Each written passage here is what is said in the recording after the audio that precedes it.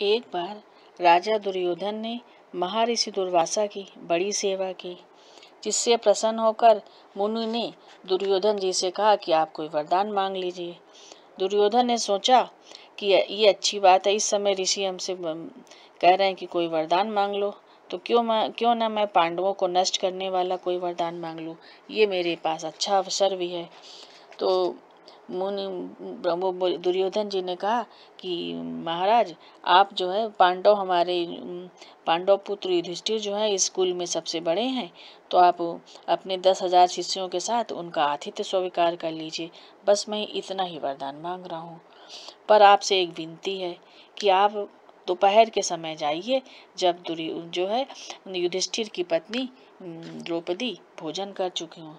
महाराज जो है उन्होंने जो है ये बात कह दी, तो दुर्वासा ऋषि ने उनकी ये बात मान ली, और वो जो उन्होंने जो है युधिष्ठिर के यहाँ खबर भिजवा दी कि हम लोग आए हुए हैं और स्नान करने जा रहे हैं, और लौट करके आते हैं तुम्हारे यहाँ भोजन करेंगे। जब ये खबर आई तो द्रौपदी उस समय भोजन कर चुकी थी। उनको तो बड़ी चिंता हुई कि अब क्या होगा, तो उन्होंने भगवान श्री कृष्ण को फौरन बुलाया, इनको याद किया और बड़ी आर्त भाव से श्री कृष्ण जी की वंदना करने लगी। उनकी कि हे नाथ, मैं तो आपकी शरण में हूँ, प्रभु आप कहाँ हो।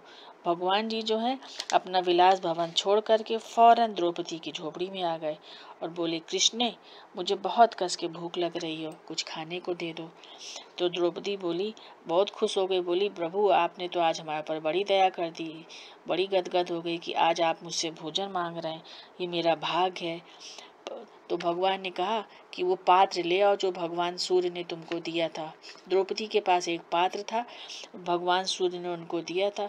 उसकी विशेषता ये थी कि जब तक द्रौपदी भोजन नहीं कर लेंगी तब तक जो है वो पात्र खाली कभी नहीं होगा, और द्रौपदी भोजन करने के बाद वो पात्र धो के रख देंगी, फिर वो है फिर उससे भोजन नहीं मिलेगा। उसके पहले जितने लोग भी आए भोजन कर सकते थे।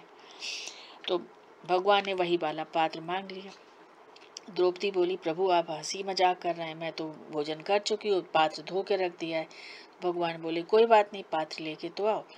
द्रौपदी गई, वो पात्र उठा लाई, तो उसमें कोने में जो है एक हरा पत्ती का साग लगा हुआ, साग का पत्ता लगा हुआ था। भगवान ने उसको चख लिया। उनके चखते ही दुर्वासा ऋषि के जितने भी दुर्वासा ऋषि थे और जितने भी उनके शिष्य थे, सबका पेट भर गया और सब डकारे मारने लगे।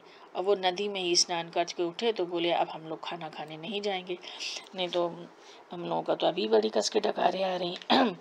तो भगवान ने जो है भीम को बुलाया और कहा कि मुनि को भोजन के लिए आमंत्रित कर दे। तो मुनिगण बोले कि भैया हमारा तो पेट भर गया है, अब हम लोग खाना खाने नहीं आ पाएंगे। इस पर भगवान ने द्रौपदी की रक्षा की।